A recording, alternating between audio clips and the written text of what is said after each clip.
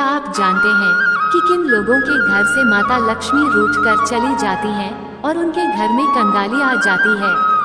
किन लोगों के घर का विनाश जल्दी हो जाता है?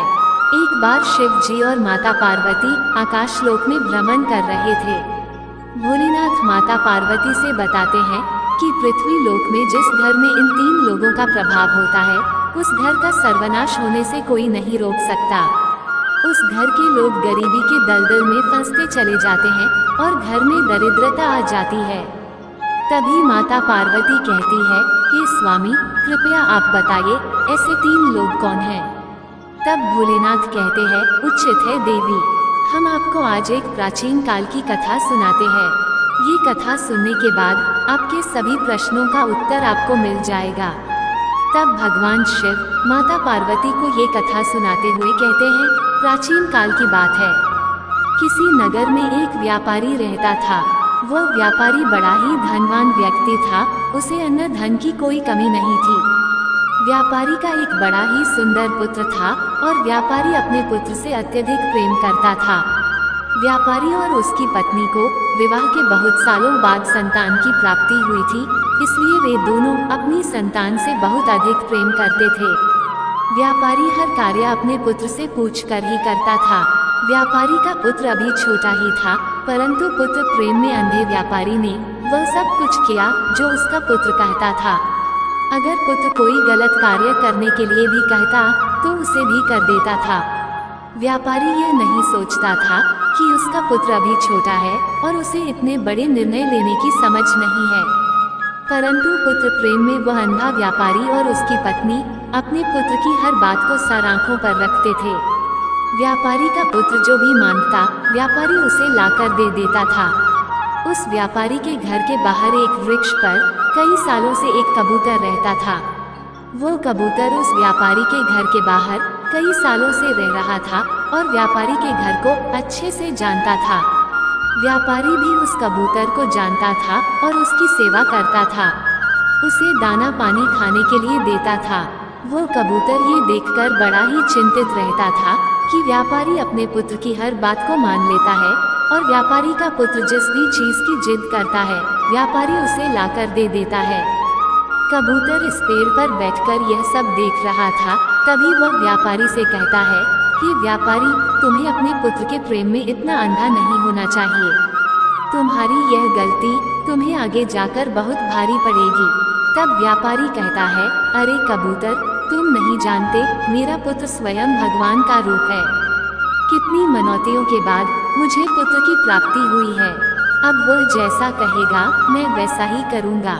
कबूतर कहता है, अरे पुत्र प्रेम में अंधे व्यापारी, तुम्हें मेरी बात समझ में नहीं आ रही है। मैं तुम्हें एक कहानी के माध्यम से अपनी बात समझाता हूँ।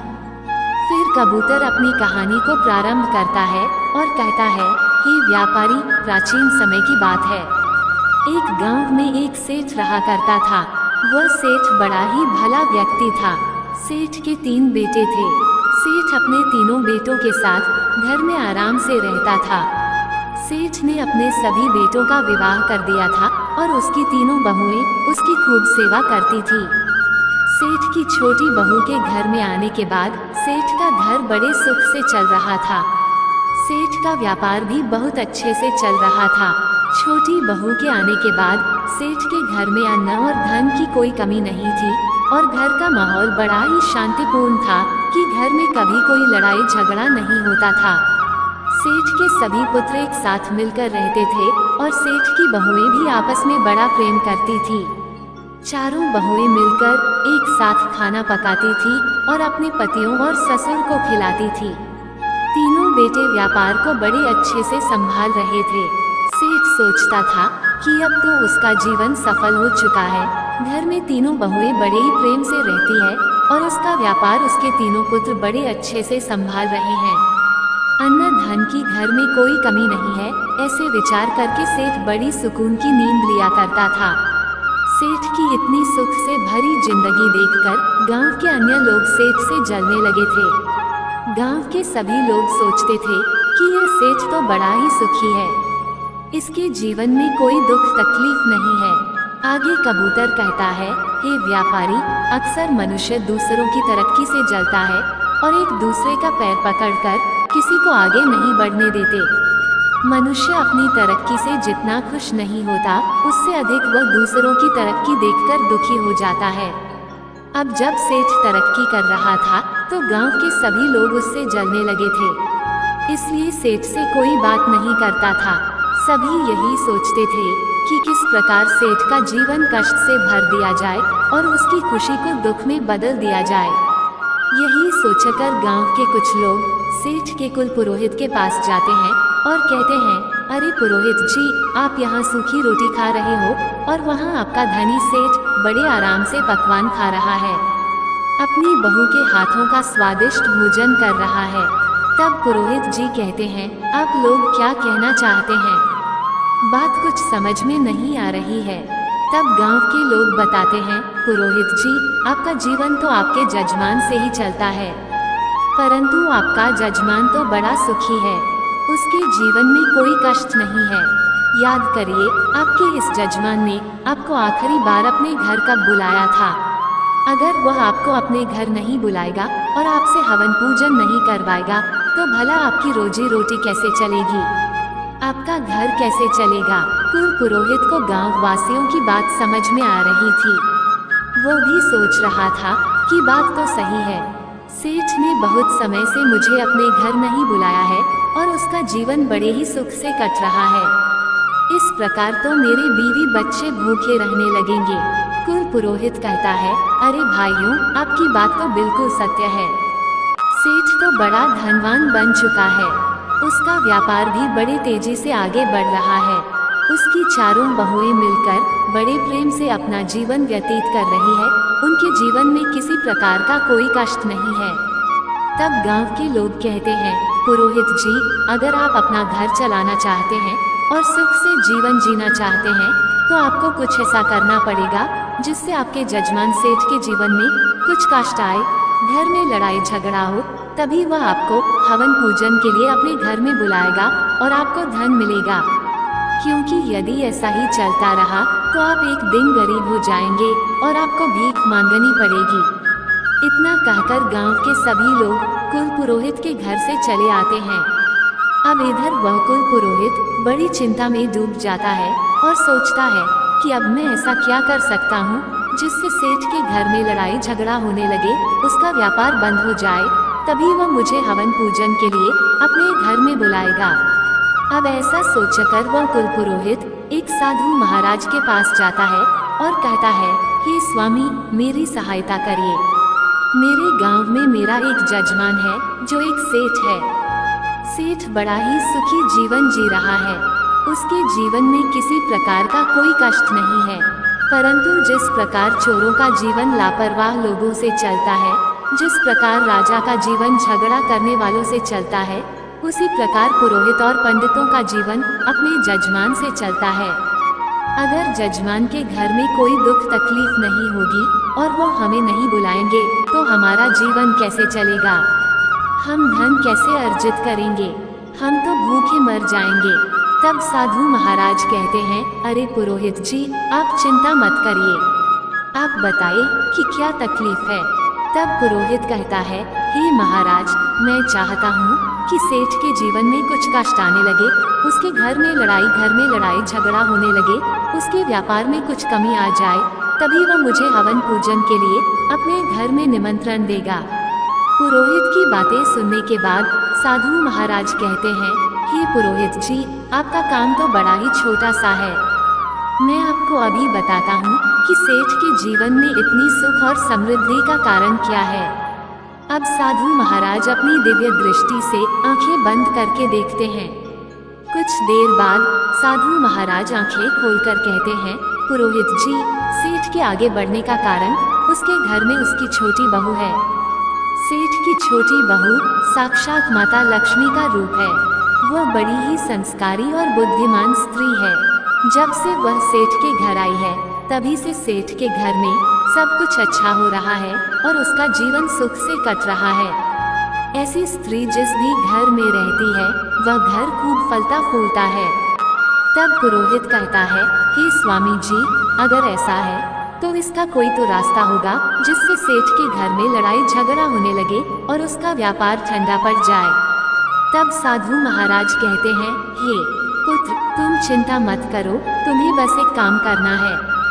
तुम सेठ के घर जाओ और उससे कहना कि सेठ जी, मुझे आपके खेत से एक हरा बांस दे दीजिए और फिर तुम वो हर बांस लेकर अपने घर लाकर रख लेना। जब तुम ऐसा करोगे तो कुछ दिनों में ही सेठ निर्धन हो जाएगा, उसके घर में लड़ाई झगड़े होने लगेंगे, उसकी बहुएं आपस में झगड़ने लगेंगी और उनका जीवन कष्ट से भर जाएगा। तब वह तुम्हें हवन पूजन के लिए अवश्य बुलाएगा। साधु महाराज की बातें सुनने के बाद कुल पुरोहित साधु महाराज को धन्यवाद कहकर अपने घर चला जाता है। वह सोचता है कि अगले ही दिन मैं सेठ के घर जाऊंगा और उसके खेत से एक हरा बांस मांग लूंगा।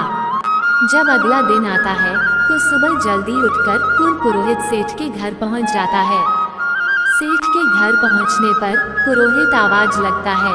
अंदर से आराम कर रहा सेठ बाहर आकर देखता है तो वह अपने कुल पुरोहित का बहुत स्वागत करता है। सेठ पुरोहित का बहुत आदर सत्कार करता है और उसे अंदर बैठा लेता है। सेठ कहता है, बताइए पुरोहित जी, आज इतने दिनों बाद आपका हमारे घर कैसे आना हुआ?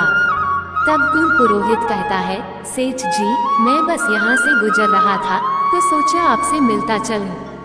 अब पुरोहित अपनी मीठी मीठी बातों से सेठ को फंसा लेता है और कुछ देर बाद कहता है, सेठ जी, मुझे आपके खेत में से एक हरा बांस चाहिए, क्या आप मुझे दे सकते हैं? तब सेठ जी कहते हैं, अवश्य पुरोहित जी, आपने इतनी छोटी सी चीज मांगी है, हम अभी आपको लाकर देते हैं। सेठ जी अपने खेत में जाते हैं और एक बांस का टुकड़ा तोड़कर लेकर आते हैं। तभी सेठ जी की छोटी बहू अपने ससुर को आता हुआ देख भागी भागी आती है और कहती है, पिताजी, आप ये बस का टुकड़ा क्यों लेकर आए हैं? तब सेठ बताता है, बेटी, पुरोहित जी हमारे घर आए हैं और वह चाहते हैं कि हम उन्हें अपने खेत में से एक हरा बांस का टुकड़ा लाकर दें, इसलिए उन्हें देने के लिए हम ये टुकड़ा लेकर आए हैं। तब वह छोटी बहू कहती है, पिताजी, आप ये बस का टुकड़ा पुरोहित जी को अवश्य दे दीजिएगा, परंतु इससे पहले कुछ देर के लिए ये बांस का टुकड़ा मुझे दे दीजिए, मैं इसे थोड़ी देर में लाकर आपको दे दूंगी। फिर वह सेठ जी अपनी छोटी बहू को वह बांस देकर चला जाता है। इधर वह सेठ की छोटी बहू बांस में से कुछ हरे पत्ते तोड़कर अपने घर में बंधी हुई काली गाय को खिला देती है और इसके बाद वह बांस ले जाकर अपने पिता को दे देती है। अब सेठ हरा बांस पुरोहित को दे देता है और कहता है, लीजिए पुरोहित जी, आपने हरा बांस मांगा था और यह रहा बांस, इसे आप ले जाइए।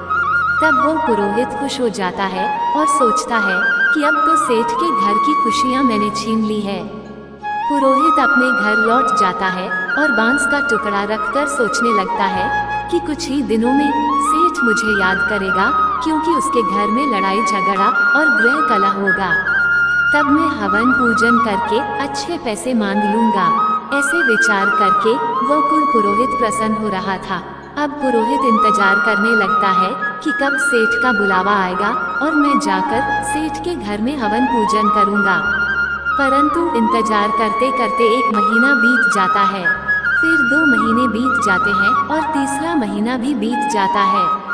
अब पुरोहित थक चुका था। एक दिन कुल पुरोहित दोबारा साधु महाराज की कुटिया में जाता है और कहता है, महाराज, आपके बताए अनुसार मैंने सेठ से उसके खेत में से हरा बांस मांग लिया था, परंतु 3 महीने बीत चुके हैं और अभी तक सेठ ने मुझे कोई बुलावा नहीं भेजा है। वो बड़े आराम से और सुख से अपना जीवन व्यतीत कर रहा है। उसके घर में किसी प्रकार की कोई दुख तकलीफ नहीं है। तब साधु महाराज आंखें बंद करके अपनी दिव्य दृष्टि से देखते हैं और कहते हैं, अरे पुरोहित जी, मैंने आपको बताया था कि सेठ की छोटी बहू बड़ी ही चालाक और बुद्धिमान है। जब सेठ आपको वह हर बांस दे रहा था, तब उसकी छोटी बहू ने उसमें से हरे पत्ते तोड़कर अपनी काली गाय को खिला दिए थे। इस कारण उसकी खुशियां और सुख समृद्धि उसके घर में ही रह गई। परंतु आप चिंता मत करिए, आपकी सहायता मैं करूंगा। फिर फिर साधु महाराज आगे कहते हैं, पुरोहित जी, अब आपको सेठ के घर जाना है और उससे उसकी काली गाय मांगकर अपने घर लाना है। जैसे ही आप उसकी काली गाय को अपने घर लाकर रखेंगे, कुछ दिनों में सेठ के घर में दुख तकलीफ आना शुरू हो जाएगी और तब सेठ आपको निमंत्रण अवश्य भेजेगा। अब वो कुल पुरोहित एक बार फिर प्रसन्न हो जाता है और साधु महाराज को धन्यवाद कहकर अपने घर के लिए निकल पड़ता है। घर पहुंचकर वह सोचता है कि कल सुबह होते ही मैं सेठ के घर जाऊंगा और उससे उसकी काली गाय मांग लूंगा। उसके बाद मैं देखूंगा कि सेठ कैसे इतना सुखी रहता है। अगले दिन सुबह उठकर वो कुल पुरोहित स्नान करके सबसे पहले सेठ के घर पहुंच जाता है। सेठ अपने घर का दरवाजा खोलता है और देखता है कि कुल पुरोहित आया हुआ है। सेठ उसे अंदर ले जाता है और स्वादिष्ट भोजन कराता है। इसके बाद सेठ पूछता है, बताइए पुरोहित जी, आज आपका कैसे आना हुआ? कुल पुरोहित कहता है, सेठ जी, मैं बड़ी ही दुखद स्थिति में हूँ। मेरे घर पर जो गाय है उसने दूध देना बंद कर दिया है और मेरे बच्चों को दूध नहीं मिल रहा है। कई दिनों से मेरे बच्चों ने दूध नहीं पिया है, इसीलिए मैं आपसे सहायता लेने आया हूँ। अगर आप मुझे अपनी काली गाय दे देंगे तो आपकी बड़ी कृपा होगी। पुरोहित की ऐसी दुख भरी बातें सुनकर सेठ सोचता है, चलो कोई बात नहीं, ये हमारे कुल पुरोहित है, अगर हम इनका भला करते हैं तो ये पुण्य का काम होगा। ऐसा सोचकर सेठ कहता है, पुरोहित जी, आप चिंता ना करें, हम आपको अपनी काली गाय दे देंगे। इतना कहकर सेठ गाय को लेने के लिए अपने घर के आंगन में जाता है और गाय को लेकर पुरोहित को देने के लिए चल देता है। तभी सेठ की छोटी बहू जाकर सेठ को रोक लेती है और कहती है, ससुर जी, आप इस गाय को लेकर कहाँ जा रहे हैं? सेठ बताता है, बेटी, हमारे कुल पुरोहित आए हैं और उनकी गाय दूध नहीं दे रही है, इसलिए वह हमारी काली गाय लेना चाहते हैं। मैं ये गाय उन्हें देने के लिए जा रहा हूँ। तब सेठ की छोटी बहू कहती है, ससुर जी, आप कुछ देर ठहरे, मैं अभी आती हूँ। फिर वह अंदर जाती है और एक सफेद रंग की चादर लेकर आती है। वो उसे चादर से काली गाय के आंसू पूछती है और चादर को अंदर रख देती है। फिर वह कहती है, ससुर जी, अब आप जाए और इस गाय को पुरोहित जी को दे दीजिए। इसके बाद सेठ काली गाय को लेकर पुरोहित जी के पास जाता है और कहता है, लीजिए पुरोहित जी, ये रही आपकी काली गाय, इसे ले जाए और अपने बच्चों को दूध पिलाए। गाय को देखकर पुरोहित बड़ा ही प्रसन्न हो जाता है और उसे लेकर तुरंत अपने घर के लिए निकल पड़ता है। अब अपने घर पहुंचकर वो काली गाय को बांध देता है और सोचता है कि सेठ बहुत ही जल्द उसे अपने घर हवन पूजन के लिए बुलाएगा, क्योंकि उसका जीवन बहुत ही जल्दी दुखों से घिरने वाला है। अब वो कुल पुरोहित सेठ के बुलावे का इंतजार करने लगता है और इंतजार करते करते एक बार फिर उसे 3 महीने बीत जाते हैं। 3 महीने गुजर जाने के बाद कुल पुरोहित एक बार फिर उसी साधु महाराज की कुटिया में पहुंच जाता है और कहता है कि साधु महाराज, इस बार फिर मैं आपके कहे अनुसार सेठ के घर से काली गाय लेकर आया हूँ, परंतु उसके बावजूद सेठ ने मुझे अपने घर हवन पूजन के लिए नहीं बुलाया। सेठ का जीवन अभी भी बड़े ही सुख से कट रहा है। उसके घर में किसी भी प्रकार की कोई दुखद समस्या नहीं है। तब साधु महाराज एक बार फिर अपनी आंखें बंद करते हैं और अपनी दिव्य दृष्टि से देखते हैं। साधु महाराज कहते हैं, पुरोहित जी, उस सेठ की छोटी वाली बहू बड़ी ही चालाक है। हमने जितना सोचा था वो उससे भी ज्यादा चालाक है। वह सारी विद्या जानती है। सेठ की बहू बड़ी ही बुद्धिमान है। जब आप सेठ से काली गाय मांगने गए थे तब उसने अपनी सफेद चादर में गाय के आंसू पोंछकर अपने पास रख लिए थे, जिसके कारण सुख समृद्धि उसके घर में ही रह गई। अब ये बात सुनकर कुल पुरोहित बहुत ही चिंतित हो जाता है। वह सोचता है कि जब तक ये छोटी बहू रहेगी तब तक सेठ का जीवन सुख समृद्धि से भरा रहेगा। पुरोहित कहता है, हे साधु महाराज, अब मुझे क्या करना चाहिए? तब साधु महाराज कहते हैं, पुरोहित जी, अब आप सेठ के घर जाए और सेठ से किसी तरीके से वो सफेद चादर बांधकर अपने घर लाकर रख लीजिए। अगर आपने ऐसा कर लिया तो निश्चित ही सेठ का जीवन बदल जाएगा और उसके घर में लड़ाई झगड़ा और गृह कलेश होने लगेंगे। फिर साधु महाराज को धन्यवाद कहकर वह कुल पुरोहित अपने घर के लिए निकल जाता है। घर पर जाकर कुल पुरोहित यह निर्णय करता है कि कल सुबह होते ही वह एक बार फिर सेठ के घर जाएगा और जाकर किसी भी तरीके से सफेद चादर बांधकर लेकर आएगा। अगला दिन बीतते ही वह पुरोहित सुबह उठते ही बड़ा प्रसन्न हो जाता है और सोचता है कि आज तो सेठ से उसकी सफेद चादर बांधकर उसका जीवन दुखों से भर दूंगा। अब कुल पुरोहित सेठ के घर जाता है और जाकर सेठ से कहता है, सेठ जी, मेरी पत्नी हर दिन मंदिर में कीर्तन और भजन करने के लिए जाती है, परंतु मंदिर में बैठने के लिए उसके पास कोई अच्छी चादर नहीं है। वह नीचे जमीन पर बैठती है और उसे ऐसा करते हुए देख मुझे अच्छा नहीं लगता। अगर आपको कोई तकलीफ ना हो तो क्या आप मुझे एक अच्छी सफेद चादर दे सकते हैं ताकि मेरी पत्नी चादर बिछाकर मंदिर में बैठ सके। कुल पुरोहित की ऐसी बातें सुनकर सेठ कहता है, अरे पुरोहित जी, आप चिंता ना करें, हमारे घर में एक बहुत ही अच्छी सफेद चादर रखी है। रुकिए, हम अभी अपनी बहू से कहकर आपको दे देते हैं। अब सेठ जी अपनी छोटी बहू को बुलाते हैं और कहते हैं, बहू, हमारे घर में जो सफेद चादर है वह लाकर पुरोहित जी को दे दो। अपने ससुर जी की बातें सुनकर छोटी बहू अंदर जाती है और वही सफेद चादर निकलती है जिससे उसने गाय के आंसू पहुँचे थे। वह उस चादर को निकालकर उसका एक धागा तोड़कर अपने मुंह में भर लेती है और उसे खा लेती है। चादर का धागा खाने के बाद वह छोटी बहू चादर लाकर पुरोहित जी को दे देती है। छोटी बहू से चादर लेकर पुरोहित जी मुस्कुराते हुए अपने घर के लिए निकल पड़ते हैं और घर पर जाकर वह सोचते हैं, अब तो सेठ मुझे बहुत जल्द याद करेगा। अब सेठ की राह देखते देखते वह कुल पुरोहित कई दिनों तक इंतजार करता रहता है। धीरे धीरे एक महीना बीत जाता है, उसके बाद दूसरा और तीसरा महीना भी निकल जाता है। अब इंतजार करते करते पुरोहित थक जाता है और एक बार फिर साधु महाराज के पास जाता है। साधु महाराज कहते हैं, आओ पुरोहित जी, बताओ कैसे हो। तब पुरोहित कहता है, अरे साधु महाराज, आपने मुझे जो करने को कहा मैंने सब कुछ किया, परंतु वह सेठ अभी भी अपना जीवन बड़े आराम से जी रहा है। जीवन में कोई दुख तकलीफ नहीं है, उसके पास धन की कोई कमी नहीं है। साधु महाराज एक बार फिर अपनी आंखें बंद करके अपनी दिव्य दृष्टि से देखते हैं और पुरोहित को बताते हैं, पुरोहित जी, अब हमें लगता है कि वह छोटी बहू जब तक उसके घर में रहेगी तब तक हम और आप उसका कुछ नहीं बिगाड़ सकते।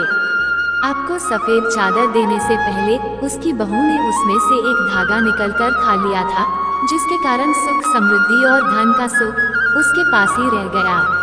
अब आपको कुछ भी करके सेठ जी की छोटी बहू को उसके घर से निकलना पड़ेगा। अगर आपने एक बार छोटी बहू को घर से निकाल दिया तो फिर सेठ के जीवन में कष्ट ही कष्ट आ जाएंगे और उसका जीवन दुखों से घिर जाएगा।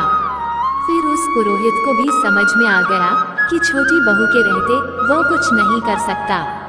तब वह अपने घर जाता है और सेठ के घर से उसकी छोटी बहू को निकालने का उपाय ढूंढने लगता है। अगली सुबह कुल पुरोहित सेठ के घर जाता है और बड़ी ही चिंतित अवस्था में जाकर कहता है, सेठ जी, आपकी सुरक्षा मेरी जिम्मेदारी है और मुझे आपकी सुरक्षा खतरे में दिख रही है। आप पर बहुत बड़ा संकट आने वाला है, आपका जीवन दुखों से घिरने वाला है। आपके व्यापार में आपको बहुत बड़ा नुकसान होने वाला है और आपके घर में बहुत बड़ी विपत्ति आने वाली है। कुल पुरोहित की ऐसी बातें सुनकर वह सेठ घबरा जाता है और बहुत चिंतित हो जाता है। सेठ कहता है, पुरोहित जी, यह आप क्या कह रहे हैं? आप हमें बताएं, क्या इस विपत्ति से बचने का कोई उपाय है? आप जो भी कहेंगे हम अवश्य करेंगे। फिर पुरोहित समझ जाता है कि यह सेठ उसके जाल में फंस चुका है। पुरोहित आगे कहता है, सेठ जी, आपकी छोटी बहू आपके ऊपर बहुत बड़ा खतरा है। जब तक वह इस घर में रहेगी आप पर संकट बना रहेगा। इसलिए मैं तो कहता हूँ कि आप अपनी छोटी बहू को अपने घर से निकाल दीजिए, क्योंकि उसी के कारण आप पर इतना बड़ा खतरा मंडरा रहा है और आपका जीवन संकट में है। पुरोहित की ऐसी बातें सुनकर सेठ जी उस पर विश्वास कर लेते हैं। सेठ जी कहते हैं कि पुरोहित जी, आप जैसा कहेंगे मैं वैसा ही करूँगा। आप बताइए कि मुझे अपनी बहू को घर से कैसे निकालना है। पुरोहित जी कहते हैं, सेठ जी, आप तुरंत कुछ भी करके अपनी बहू को घर से बाहर निकाल दीजिए। इतना कहकर वह अपने घर चले जाते हैं और सेठ जी चिंता में डूब जाते हैं। वे सोचते हैं कि मेरी बहू तो बड़ी ही अच्छे स्वभाव की है, मेरी इतनी सेवा करती है, मैं उसे अपने घर से कैसे निकालूं? फिर सेठ जी सोचते हैं कि वह मेरे लिए खतरा भी है और उसके कारण मेरे परिवार पर विपत्ति आ सकती है। यह विचार करके सेठ जी अपनी पुत्रवधू के पास जाते हैं और अपनी छोटी बहू से कहते हैं, बहू, आज ही तुम मेरे घर से निकल जाओ, तुम्हारा इस घर में रहना अब सही नहीं है।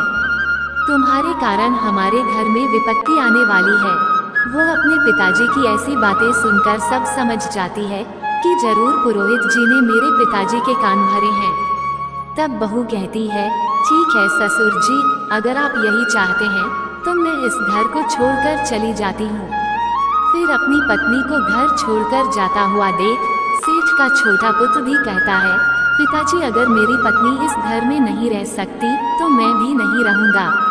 मैं भी अपनी पत्नी के साथ घर छोड़कर जा रहा हूँ। अब वो पत्नी और पति दोनों सेठ जी का घर छोड़कर एक शहर में चले जाते हैं और किराए के मकान में रहने लगते हैं। कुछ दिन बाद वे अपना नया व्यापार शुरू करते हैं। सेठ की छोटी बहू, जो बड़ी ही बुद्धिमान थी, उसके कारण उनका धंधा बहुत अच्छे से चलने लगता है। उनका व्यापार बड़ा बन जाता है और छोटा पुत्र और उसकी पत्नी दोनों बड़े धनवान हो जाते हैं। वे शहर में अपना मकान भी खरीद लेते हैं। इधर सेठ का घर बर्बाद होता जा रहा था। घर में लड़ाई झगड़े होने लगे थे। सेठ की दोनों बहुएं आपस में खूब झगड़ा करती थी और सेठ के दोनों पुत्र व्यापार पर बिल्कुल ध्यान नहीं दे रहे थे। सेठ के दोनों पुत्र बुरी संगत में पड़ गए थे और कुल पुरोहित हवन पूजन के बहाने सेठ से सारा धन लूटकर ले जा रहे थे। धीरे धीरे पुरोहित सेठ को पूरी तरह से लूट लेता है और सेठ का पूरा धन अपने घर ले जाता है। अब सेठ की हालत बहुत खराब हो चुकी थी। सेठ के घर में खाने पीने के लाले पड़ गए थे, भोजन नहीं था, पहनने के वस्त्र नहीं थे। अपनी ऐसी हालत देखकर सेठ एक दिन विचार करने बैठता है और गहरा विचार करने पर उसे समझ में आता है कि जिस दिन से मेरी छोटी बहू इस घर को छोड़कर गई है, उसी दिन से इस घर की हालत बद से बदतर होती जा रही है। सेठ को ये समझ में आ चुका था कि उसकी छोटी बहू ही है जो उसके घर को बचा सकती है। सेठ तुरंत दौड़कर शहर जाता है और अपने छोटे पुत्र के घर जाकर अपनी लक्ष्मी स्वरूप बहू से क्षमा मांगता है। सेठ अपनी बहू के चरणों में गिरकर कहता है, बहू, मुझे माफ कर दो, मैंने पुरोहित की बातों में आकर तुम्हें घर से निकाल दिया, लेकिन तुम तो साक्षात लक्ष्मी हो। जब तक तुम मेरे घर में थी तब तक घर में सुख शांति बनी रही, और जब से तुम घर छोड़कर गई हो, घर में गृह कलेश हो रहे हैं, लड़ाई झगड़ा हो रहे हैं और हम बड़े ही धनहीन हो चुके हैं। ससुर की ऐसी बात सुनकर छोटी बहू कहती है, ससुर जी, आप चिंता मत करिए, मैं अभी अपने घर लौटती हूँ। ये भी मेरा घर है और वह भी मेरा घर है। मैंने पहले से ही जान लिया था कि पुरोहित ने आपके कान भरे हैं और आपको कहा है कि आप मुझे घर से निकाल दें। संसार में बहुत से लोग होते हैं जो दूसरों की खुशियों से जलते हैं और उन्हें बर्बाद करना चाहते हैं, लेकिन ये हमारे ऊपर निर्भर करता है कि हम किसकी बातों में आते हैं, कैसे निर्णय लेते हैं और अपने घर को कैसे चलाते हैं। अगर हम गलत लोगों की बातों में आकर अपने ही घर को तोड़ेंगे तो अवश्य हमारे घर का नाश हो जाएगा। इतना सुनकर सेठ अपनी बहू और बेटे को लेकर अपने घर लौट जाता है। बहू घर आती है और उसके कुछ दिन बाद सेठ फिर से तरक्की करने लगता है। सेठ का व्यापार फिर से चलने लगता है और उसके घर में अन्न धन के भंडार भरने लगते हैं। परिवार में सभी मिलजुल कर रहने लगते हैं और सभी में प्रेम और स्नेह बढ़ने लगता है। फिर एक दिन सेठ की छोटी बहू सेठ से कहती है, ससुर जी, आज मैं आपसे जो कहने जा रही हूँ, मेरी बात को ध्यान से सुनिए। जिस घर में इन 3 लोगों की चलती है, वह घर बहुत जल्दी बर्बाद हो जाता है। सेठ पूछता है, बहू वह 3 लोग कौन है? छोटी बहू बताती है, ससुर जी, ध्यान से सुनिए। पहला है बिगड़ा हुआ पुत्र। जिस घर में बिगड़ा हुआ पुत्र होता है, जो गलत संगति में पड़ जाता है और उसकी बात घर में मानी जाती है, तो उस घर का निश्चित ही सर्वनाश हो जाता है। नंबर 2, जिद्दी और लालची स्त्री। जिस घर में स्त्री लालची और जिद्दी होती है, उस घर में कभी धन नहीं रहता और वह घर कंगाल बन जाता है। नंबर 3, जिस घर का मुखिया बाहर वालों की बातों में आ जाता है और उनके कहे अनुसार चलता है, तो उस घर का सर्वनाश हो जाता है। छोटी बहू आगे कहती है, पिताजी, जिस प्रकार आप पुरोहित की बातों में आ गए थे, उसी प्रकार अगर घर का मुखिया बाहर वालों की बातों को मानकर अपने घर के निर्णय करता है, तो उसके घर का अवश्य ही नाश हो जाता है। इतना सुनकर सेठ अपनी बहू की बातों को समझ जाता है। जब व्यापारी ने ये कहानी पूरी सुनी, तो उसे सब समझ में आ गया। वो अपने पुत्र को सही शिक्षा देता है और पुत्र के अनुसार चलना बंद कर देता है। जय भोलेनाथ, आपकी कृपा सब पर बनी रहे। तो दोस्तों, आपने आज के इस वीडियो से क्या सीखा और आपको ये कथा कैसी लगी, कृपया कमेंट करके जरूर बताएं। वीडियो पसंद आया हो तो लाइक करें और अपने दोस्तों के साथ शेयर करें। चैनल को सब्सक्राइब करें और कमेंट में जय भोलेनाथ अवश्य लिखें। धन्यवाद।